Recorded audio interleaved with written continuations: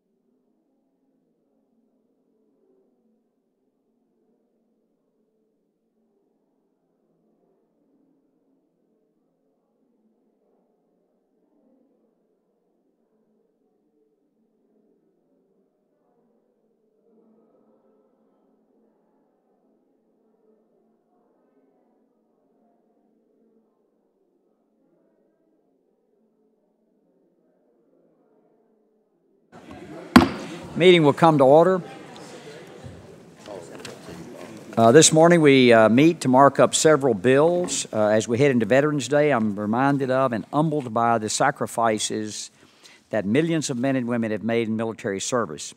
It is fitting that one of the bills we'll be marking up today would recognize a museum in Columbus, Ohio as the National Veterans Museum and Memorial. Other bills on the agenda would expand benefits to Blue Water Navy veterans, Vietnam veterans, promote and expand expansion of telemedicine, improve VA's organ transplant program, streamline the appeal process for apprenticeships, approval process for apprenticeships programs, give student veterans proof of benefits to help them secure housing, improve VA's notification of indebtedness, and study the efficiency of VA's crisis lines. We have a lot to cover. With that, I yield to Ranking Member Walsh for any opening statements he may have.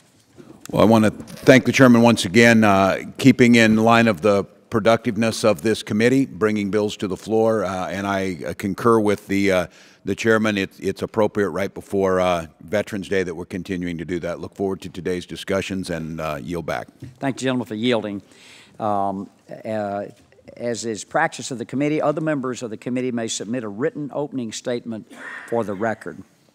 I noticed H.R. 299, the Blue Water Vietnam Veterans Act of 2017 today so we could have a discussion.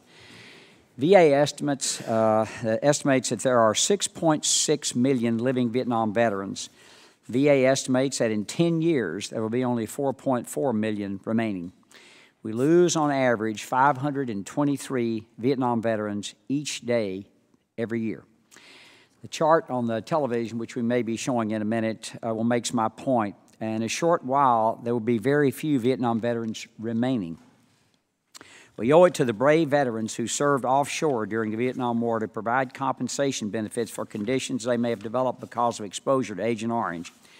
And I'm not the only one who believes this. H.R. 299 has bipartisan support with 319 co-sponsors. And I will digress for just a minute. There were 58,220 of our fellow citizens killed in Vietnam. And there are still about 1,400 plus missing in action. We have the Army, 38,224. Marine Corps, 14,844, the Navy, 2,559, and the Air Force, 2,586, the Coast Guard, 7 members. I bring up this because I guess I'm the only one on the dais up here that's of that, and General Bergman, of that generation. It was in Vietnam. And, we have people that we know, and I know that General Bergman certainly knows, and probably Neil does, men who died in Vietnam. And I've had several very close friends who died, and I've met these men in the Blue Water Navy, and that's the last remaining part of presumption that we need to deal with, and we have not done that. And we waited on World War II vets until there were 400 left who had mustard gas exposure. I can't go to another Veterans Day in not having tried to get this resolved. I cannot go tell the veterans at home next week on Friday, Saturday, and Sunday when we go over this weekend that I'm doing something for them when I'm not. And I've appealed to people here today to take this 110,000, mostly men in the Navy, and I've read the science. I actually read the report, probably the only one up here that's read it from front to back. It's difficult to prove this scientifically. I admit that. There's no question about it. But the presumption ought to be in favor of the veteran that's out there. I've had friends die of Agent Orange exposure. It's not a pleasant thing to see your friend die. And I would encourage you to think strongly about this. And I believe this bill is long overdue. Last week or so, in this very room, Secretary Shulkin agreed that those men and women have waited far too long already.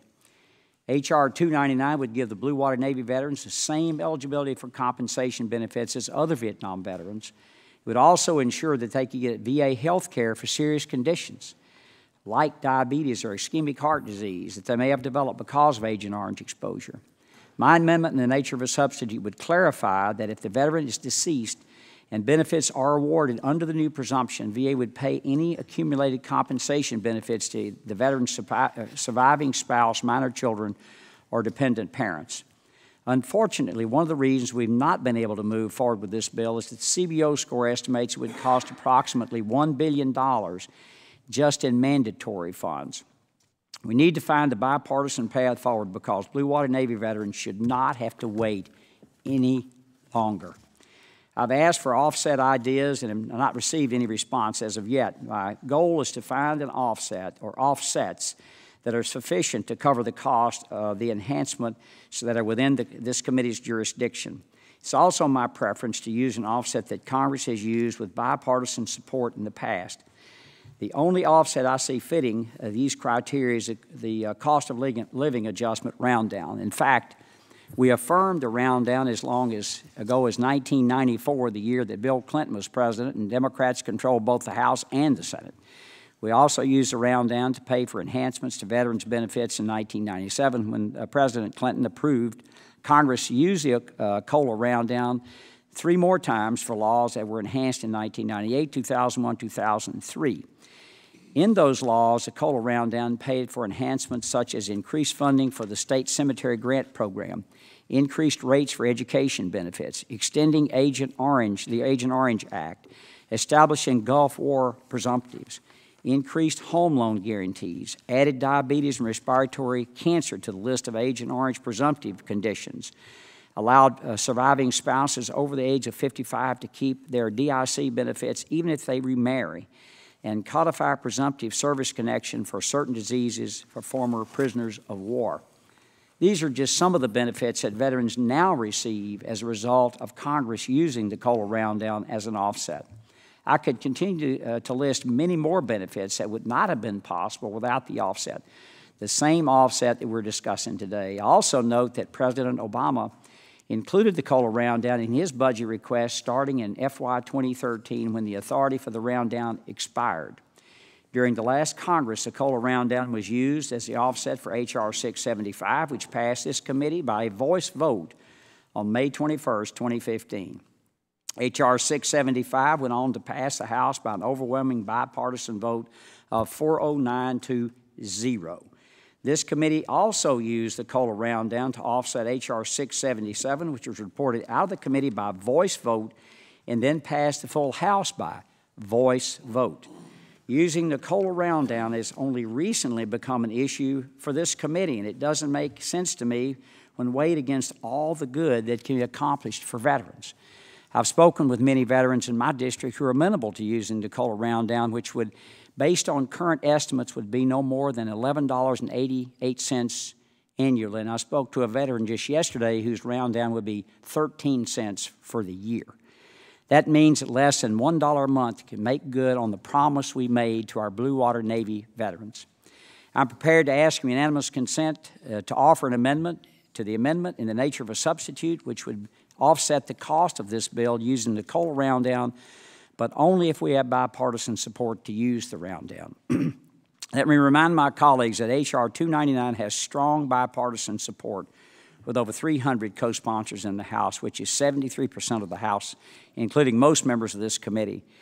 Is there any member who wishes to speak on this matter or offer an alternative offset? And I'll now yield to anyone who would like to speak. Mr. Chairman. Dr. Winstrup, you recognize. If I may just use an anonymous quote that I have seen and used over the years, I think the COLA round down falls into the category of how veterans, what they do for each other. And this quote says that our veterans go where others fear to go, do what others fail to do, and ask nothing of those that give nothing. And this would be one other incident, unfortunately, where we are asking our veterans to give to one another. And I think you make the point very clearly on why it benefits all of them. And I yield back. Thank you, gentlemen, for yielding. Anyone else wish to speak? I will now. Mr. Walsh, will our ranking member. Well, I want to thank the chairman. I want to be very clear and associate myself with the chairman's remarks. I am a lead co-sponsor on this bill. I've been on this bill longer than anybody up here because I've been on this committee longer. I feel exactly as the chairman feels the moral and ethical responsibility to fix this. It was a piece of legislation that came out of veterans in my district, a cluster of Vietnam veterans who all found out they had two things in common. They served in Vietnam and they had Parkinson's disease. I pushed Secretary Shinseki hard to make Parkinson's presumptive because of Agent Orange and get this done. So this one is near and dear to my heart. I understand our desire to move it, and I think the chairman is exactly right. Now is the time. But I want to be clear, and I not to be disingenuous, I am the one up here pushing that I think it's bad policy to take from one group of veterans to give to another to fix this. I think it is disingenuous on our part all of us, that yes, there have been good things done by this, and I will fully admit to that. But I also recognize we bring bills to the floor all the time without pay-fors. And on the very day we're talking tax cuts, we're asking to find money. I don't disagree. There's two ways to pay for things, and we should be paying for things. We can either find the money somewhere else, or we can ask people to pay a little more to pay for it if we don't think we can do it in the budget. But to find the money inside from one veteran group to pay for another for a wrong that was done and is owed by this entire country to pay for this strikes me as the wrong way to go. I do not question anybody's heart to fix this, and I think the chairman's answer is always right on this. If you don't like the pay for, you find one. And I will have the courage to say, perhaps we take 1/10 of 100% off of the tax cut and pay for this, and put it on the dang pay stub to say this is going to pay for Agent Orange presumption of folks who were there. I just think we're in a very precarious spot. Again, and this is not a precarious spot because the chairman put us there. He's trying to fix it. He is making the place to go there, and these are the rules of the House when it's convenient to have the rules of the House have a pay for. I don't disagree with all of you, and I won't even debate the merits of the Obamacare repeal, but that had a CBO score that added to the debt with no offset. So if all of us are going to be there, and the chairman's right, if I have voted for this before, and we talked about this, most of those votes I wasn't here, but I understand that that's what we tried to do to move things. Well, now we have the opportunity to say no. We have the opportunity to say we shouldn't do this. I'm going to offer an amendment here in a little bit. There's also another pay for on this. Folks who died of Agent Orange and were under the Niemer claims, we allowed the benefits to go to their families. This will pull that back. So it won't go to their families. And those are things that, again, I want to be very clear. This is not on the chairman. He is doing what needs to be done to fix something. I am here to applaud him and stand with him that we need to fix this. But I think if we ignore the pay for, or if we choose to go for the pay for inside veterans' existing benefits, I just don't think that's right. I agree that veterans, when asked, you can find them, are willing to sacrifice. So are regular citizens. If I ask them if they'll pay $1 more in tax to pay for Agent Orange claims to that, they unanimously say yes. Are we have an aversion to that? If we took a pledge that we can't ask them to do that, I get that, but it doesn't change the fact that we need to fix this. The chairman's right, we need to pay for it, and we have a couple avenues to do that. The one we're being asked to do today is to do the round down. And while not catastrophic, again, it will be cumulative though, inflation, everything else, it will be far more than 12 cents and it will continue on. That's where my concern is. So, Mr. Chairman, I don't want to get in a cross position because we're all in agreement, everybody on this committee. Everybody wants to do the right thing. It has taken someone of courage and of leadership to say, I'm going to fix it now before either my buddies are dead or I'm dead, or I'm no longer here to fix it. That is absolutely true. The laying out of what the pay for did is absolutely correct also. I just think it's time for us to say no, not coming from other veterans benefits, but coming from somewhere in the budget, somewhere in the broader budget, or somewhere from the broader population who's not part of that 8% of Americans who are veterans can help us pay for that too. So with that, Mr. Chairman, I thank you for your leadership. I thank you for the spirit of trying to fix this, and we are here, and your question to me is fair. What do you have to do to pay for it? And I said, I will help find that, but I hope you all help me understand not everything comes to the floor with a pay for. And if it does, and I agree with pay fors, let's do it together. And I yield back. Thank you, gentlemen, for yielding. We have, in 2009, the post-9/11 GI Bill was not paid for. We waived the rules on that. The $15 billion Choice Act in 2014, we waived the rules on that. And the $2.1 billion Choice Act replenishment, which we ran out of choice funds, we waived it on that. But we do have to pay our bills. I'm extremely disappointed, but I mean, we have 110,000 veterans out there that we're not doing the right thing. And it does not appear that we're able to reach consensus today on the bipartisan solution for moving this legislation forward. Therefore, I'm tabling H.R. 299 and again ask the members of the committee and our VSO partners to help us find a way to move this legislation forward. Hearing no objections to order. Dr. Winstrup, let's see over here. Now call up H.R. 1133. The clerk shall report. H.R. 1133. to amend Title 38, United States Code, to authorize the Secretary of Veterans Affairs to provide for an operation on a live donor. The bill was circulated in advance pursuant to committee rules. Without objection, the first reading is dispensed with. The bill is now open for amendment at any point, and Dr. Winstrup has an amendment in the nature of a substitute at the desk. Thank you, Mr. Chairman. My amendment. The clerk shall report. An amendment in the nature of a substitute I ask to unanimous H.R. consent that further reading of the amendment in the nature of a substitute be dispensed with. Hearing no objection, so ordered. Dr. Winstrup, you're recognized for 5 minutes to discuss your amendment. Thank you, Mr. Chairman.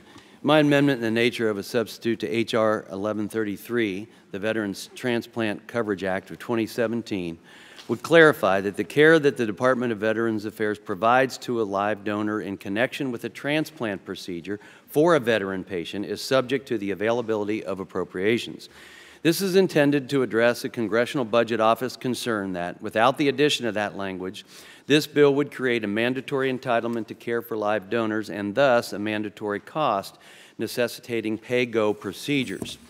With the addition of that language, the care VA provides to the live donor as part of a veteran's transplant procedure would be subject to the availability of appropriations and therefore discretionary dollars like the rest of the VA healthcare system is.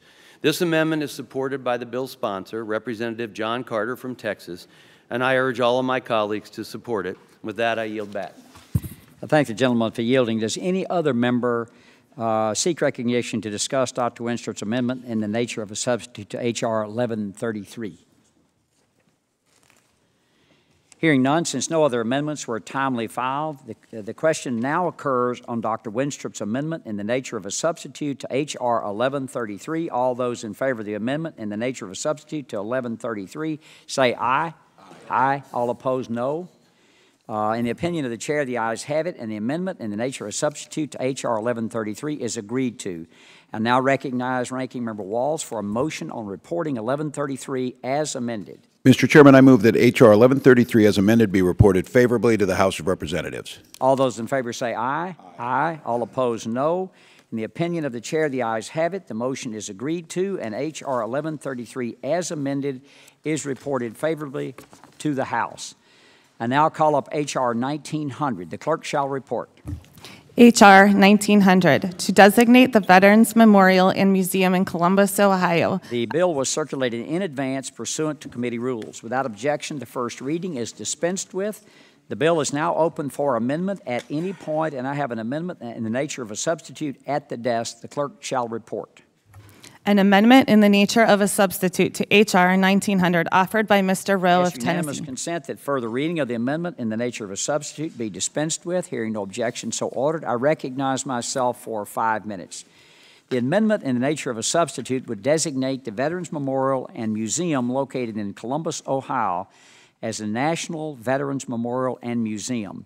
In response to some concerns raised by members that the museum is not yet open to the public, the amendment in the nature of a substitute would specify that the national designation would attach on the day the museum opens.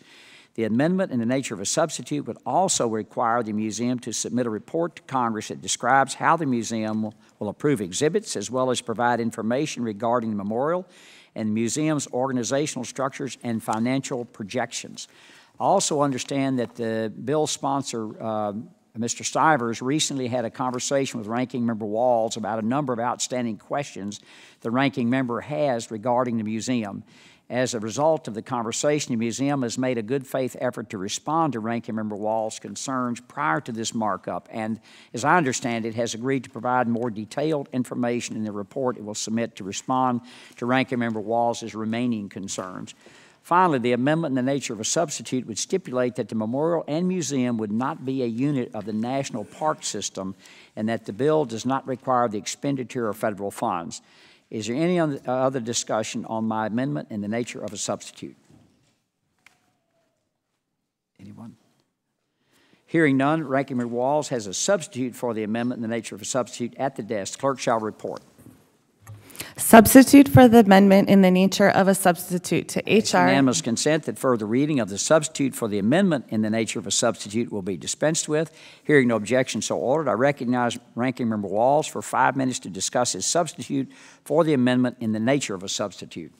Well, thank you, Mr. Chairman. And this is a little bit today of the sausage making of legislation to talk about how this happened. But I do want to make clear note. Once again, the chairman, his staff, Mr. Stivers and his staff, an incredible effort to try and reach a consensus to get something done that, once again, all of us agree can be a wonderful thing, a National Veterans Memorial and Museum. So I'd like to talk just a little bit of how we got here. The veterans in my district are for it. Folks are for it across the country. This can be a really good thing. My concern was the process we were going through and the organization's effort to get the museum off the ground. Members here are some of the things. Starting a museum is arduous. Raising the capital to build it, an initial barrier, which they've done a wonderful job of. Running it day-to-day, managing staff, having a board of directors, conducting oversight, handling conflict of interest, developing exhibition plans are just some of the issues.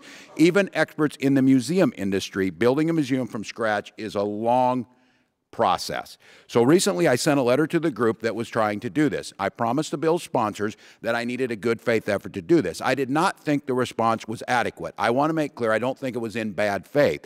But here's the things, just so members know what I was asking on this. And I have a copy of the letter I want to give you. I requested copies of the studies and reports that were used to develop their plan. None were provided. I requested a copy of their projected and proposed budget. None were provided. I requested a copy of the organization that will run the museum's bylaws. None was provided because they're not done yet. The 501c4 has not yet been established. The responses we received largely left things out. The nonprofit to run it has not been done. Yes, the Downtown Columbus Development Corporation has raised millions of dollars. The plan is to stand up the board, hire a staff, build out the organization, and put the museum together by the spring of 2018, and then open the doors on July 4th. Pretty ambitious. Quite honest, most of the hires and the organizational decisions should have been made before the building was even drawn up. Because of this issue I raised in my letter, the museum has changed their website. Several weeks ago, I asked, because they were soliciting artifacts on the website, so I asked them a very basic museum maintenance question and artifact handling about what they plan to do with the artifacts. Today, the website's changed and said they're not going to take artifacts, they're going to take them on loan, which is fine. That's a great plan. But that's for the curator to decide. That's for the organization to decide. That's not for the Downtown Development Corporation of Columbus to decide, because this is the National Veterans Museum. This is the equivalent of the Smithsonian, and that's how it needs to be run. So it's a legitimate decision. I can point out many of the details not been worked out, but I wanted to focus on the important part. We don't know how veterans will be represented in the museum because the museum doesn't have a plan beyond initial exhibit. The museum's only interviewed Ohio veterans and a small group in San Francisco, Washington, and New York City. They mentioned to me that Ohio veterans consider themselves American veterans. I said, that's great. So if the museum were in Los Angeles, that would be no issue.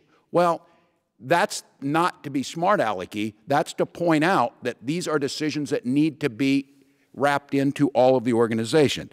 They promised to have an advisory group, but a promise is not a plan. Plan's not complete until we see it.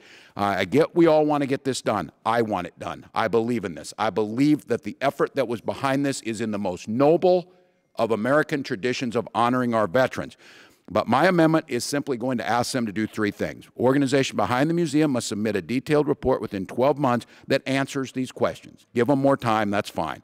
Museum must be accredited by the American Alliance of Museums, and Congress has 6 months from the report submission to review the report and determine if the answer is satisfactory. I may point out that the chairman, his team, and Mr. Stivers have all agreed and thought this was right. So this is not that case. But I do think going forward in the future, there are precedences. The World War II Museum in New Orleans, the Air Force Museum, there are precedences.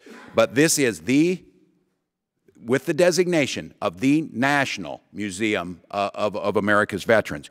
And so the question I was asking for each of us, it really is this simple to me, not to be the fly in the ointment here or whatever, but Mr. Kaufman, you're not going to give a recruit the title of Marine before they get through boot camp. Mr. Boss is never going to be allowed a national cemetery before they have a plan by NCA standards. General Bergman's not going to let a helicopter take off without pre-flight checklist being done. And Dr. Rowe and Dr. Dunn aren't going to sign off on a clear plan before examining them first. All I am asking for is that these principles be put into place, that they follow standard operating procedures. And I think for all of us here, being very clear about this, once we establish this, and I say this when I dedicate our state and national cemeteries, this is forever.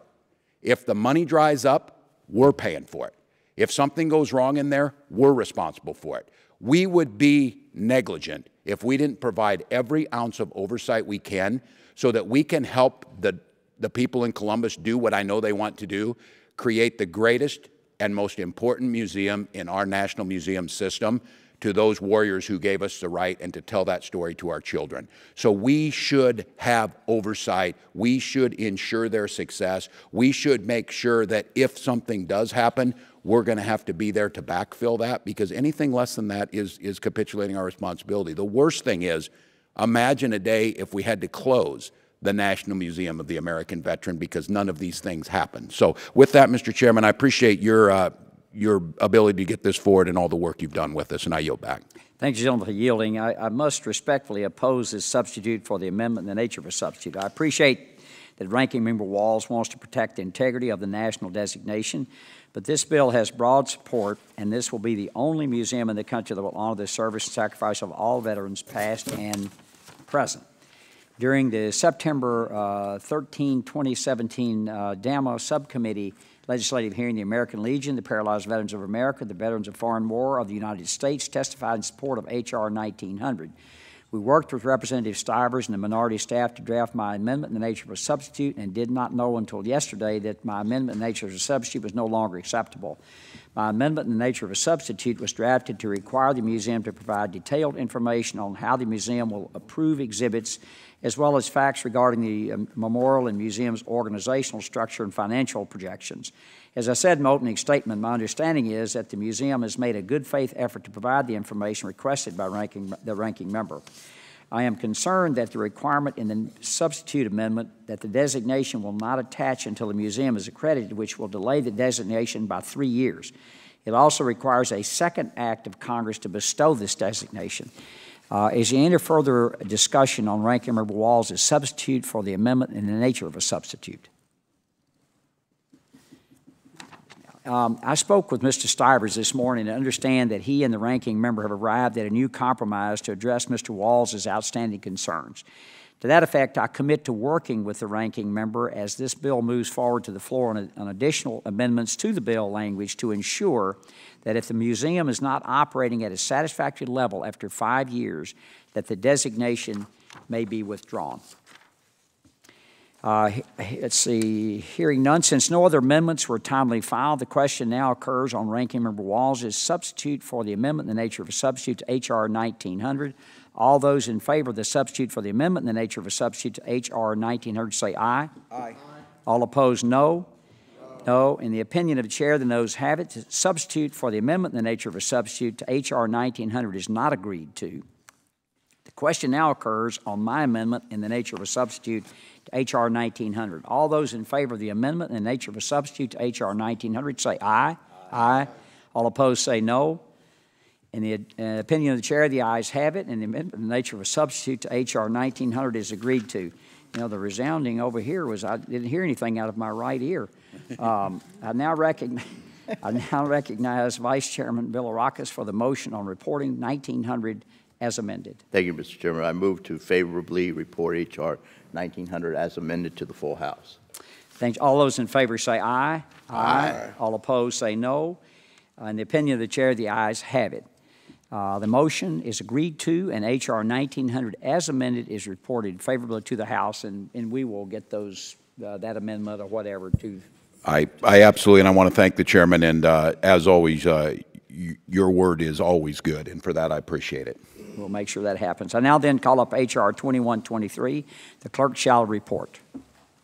H.R. 2123, to amend Title 38, United States Code, The to bill improve. is circulated in advance pursuant to committee rules without objection. The first reading is dispensed with. H.R. 2123 would authorize a VA-licensed healthcare provider to practice telemedicine at any location in any state, regardless of where the provider or patient is located and whether or not the patient or provider is on federal government property. Telemedicine is a critical tool for increasing access to care for veteran patients, particularly those in rural, remote, or medically underserved areas and with limited mobility or other issues that impact their ability to travel. However, the expansion of telemedicine programs within VA has been hampered by restrictions on the ability of VA providers to practice telemedicine across state lines without jeopardizing their state licensure. H.R. 2123 would provide VA clinicians the statutory protection they need to provide high-quality telehealth care to veterans wherever they reside without fear of facing harsh penalties from state medical licensing boards. The bill is now open for amendment at any point. Since no amendments were timely filed, are there any members who seek recognition to speak on the bill? Ms. Brownlee, you're recognized for 5 minutes. Thank you, Mr. Chairman. I just wanted to thank you for bringing this bill forward. It's a bill that I've worked on with Congressman Thompson, and I think this is going to expand telehealth within the VA, and I think it will improve upon our health care delivery to our veterans across the nation. Thank you very much. I yield back. I thank gentlelady for yielding back. I also will say that I think that this committee will be leading the country as people look at how telehealth works, because we're going to have to figure this out for Medicare in general, because much more health care is going to be provided in this manner from the home. You get an elderly patient that's at their home, the nurse or nurse practitioner, whomever goes to the home, can either take care of the patient. If they can't, they can then contact their physician and have them take a look and evaluate the patient. So we're going to have to figure this out much more broadly, but this is the first shot across the bow, and thank you for bringing this extremely important piece of Now I recognize Ranking Member Walls on a motion reporting H.R. 2123.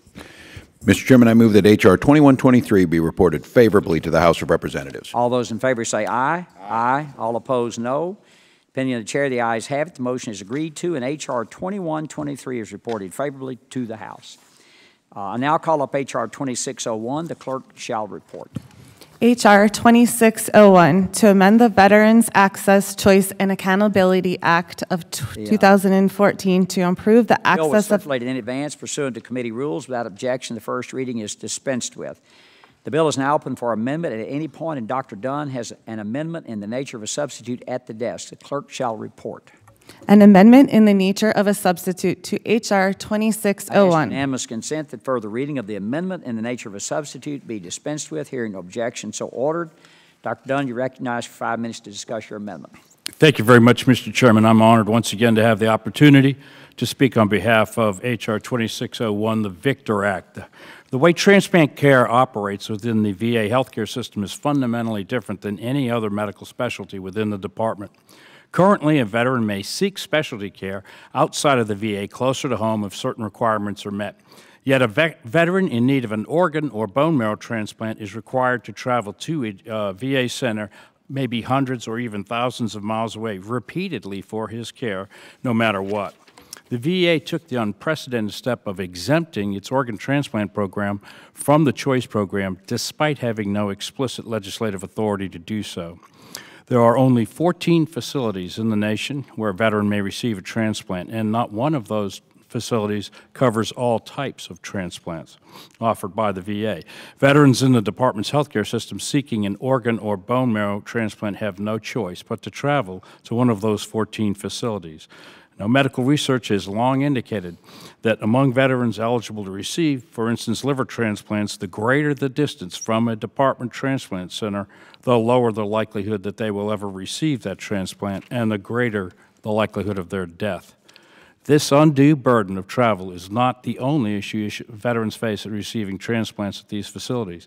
Veterans on the organ transplant waiting list at the department facilities face, on average, a 32% longer waiting time to receive a transplant than individuals at non-VA facilities. My amendment, in the nature of a substitute to the VICTOR Act, allows veterans who need an organ or bone marrow transplant in the VA healthcare system who face difficulties receiving that transplant the ability to access a federally certified transplant center nearer to their home. This amendment makes it easier for veterans to access life-saving medical care by allowing them a number of ways to qualify for care closer to home. The amendment recognizes the medical, geographical, and environmental challenges faced by a veteran needing a transplant. Mr. Chairman, and to all my colleagues on the committee, we owe it to our veterans to give them every advantage when it comes to receiving a transplant. The current system often runs counter to the best medical interests of the veteran. The Victor Act is a step forward in ensuring that transplant care through a VA meets a veteran's medical needs. I appreciate very much the committee's support for this bill, and I thank all of my colleagues here today who are co-sponsors on the Victor Act, and I thank you very much for the time. Mr. Chairman, I yield back. Thank you, gentlemen, for yielding. Is there any other discussion on Dr. Dunn's amendment in the nature of a substitute to H.R. 2601? Hearing none, since no other amendments were timely filed, the question now occurs on Dr. Dunn's amendment in the nature of a substitute to H.R. 2601. All those in favor of the amendment in the nature of a substitute to H.R. 2601 say aye. Aye. All opposed say no. In the opinion of the chair, the ayes have it, and the amendment in the nature of a substitute to H.R. 2601 is agreed to. I now recognize Ranking Member Walls for a motion on reporting H.R. 2601 as amended. Mr. Chairman, I move that H.R. 2601 as amended be reported favorably to the House of Representatives. All those in favor say aye. Aye. All opposed, no. The opinion of the chair, the ayes have it. The motion is agreed to, and H.R. 2601 as amended is reported favorably to the House. I now call up H.R. 3634. The clerk shall report. H.R. 3634, to amend Title 38 United States Code to ensure that individuals may access documentation verifying... Bill was circulated in advance pursuant to committee rules. Without objection, the first reading is dispensed with. H.R. 3634 would require VA to provide proof to a veteran that will be receiving housing payments from VA under the GI Bill as a source of income, so that the veteran can provide this proof to a landlord when applying to rent a home or an apartment. This bill would address concerns that the committee has heard from veterans and VSOs about how some student veterans are having difficulties being approved for rental housing while at a school due to their inability to show a landlord that they have an income. I appreciate Representative Himes for his bringing this bill forward, and it has my full support. The bill is now open for amendment at any point.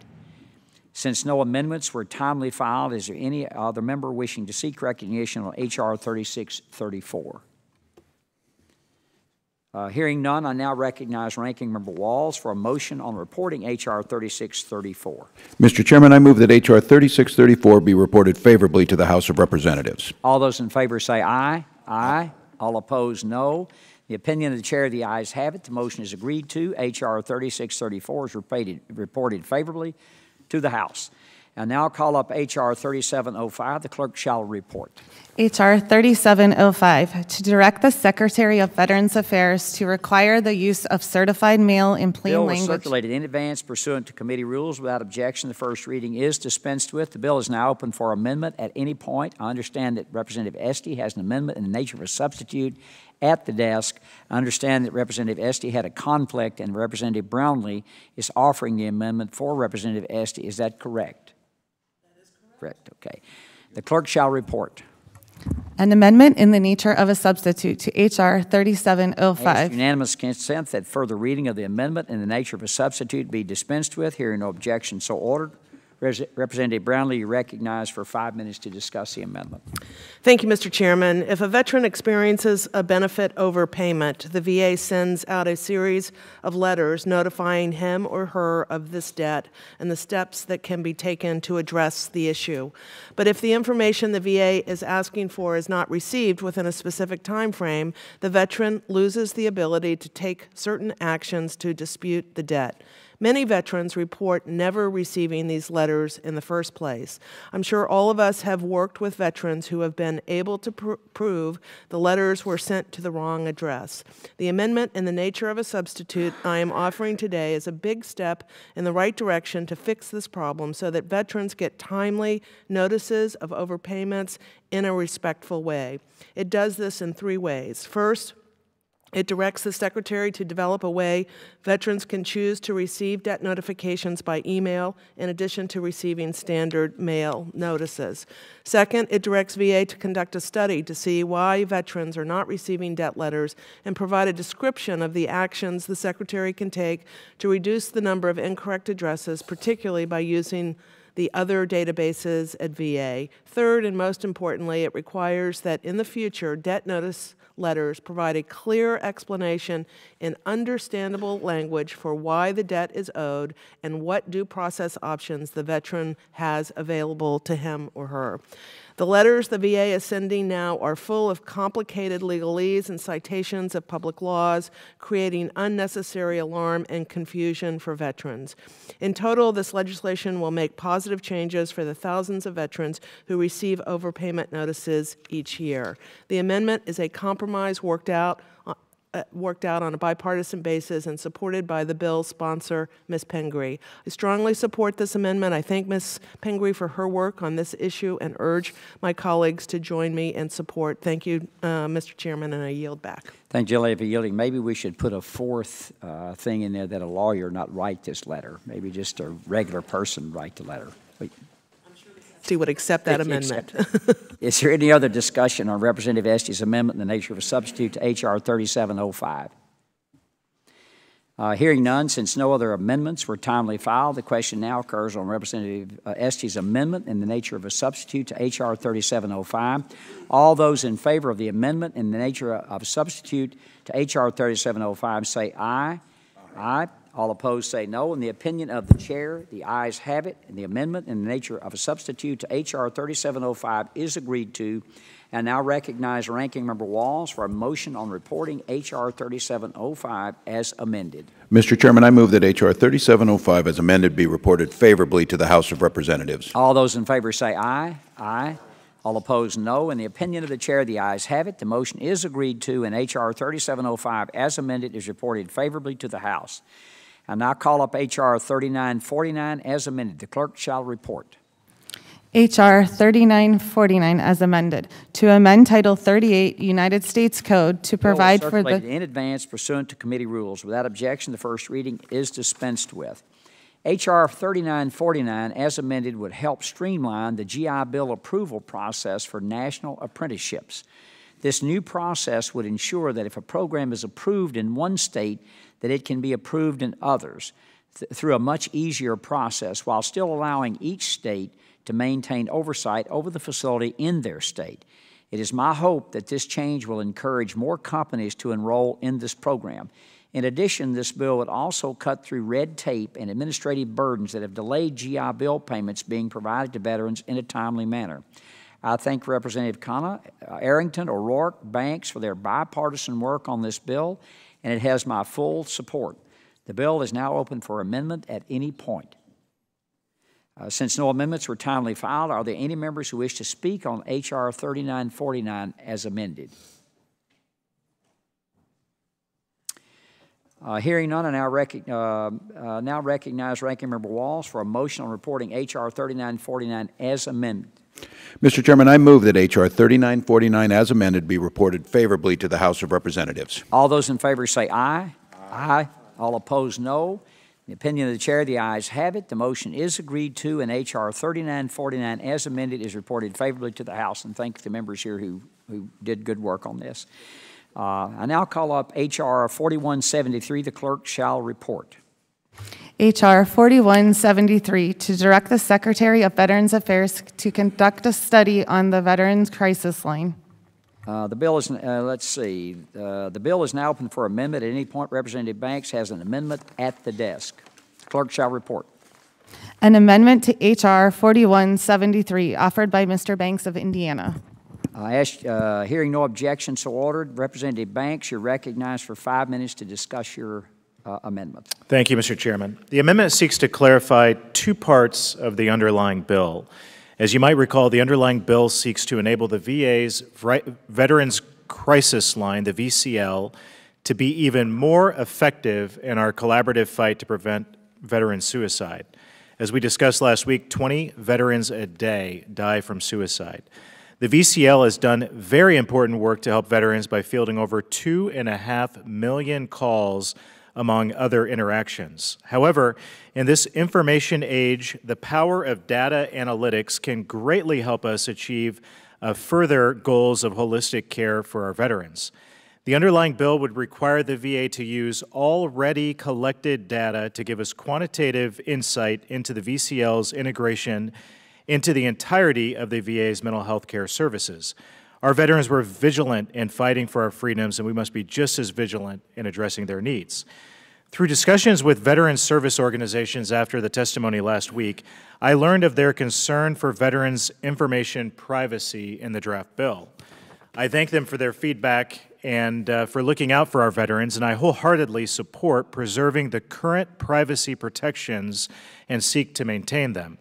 That is precisely why this bill, ever since its initial draft form, did not change the nature of the phone conversations.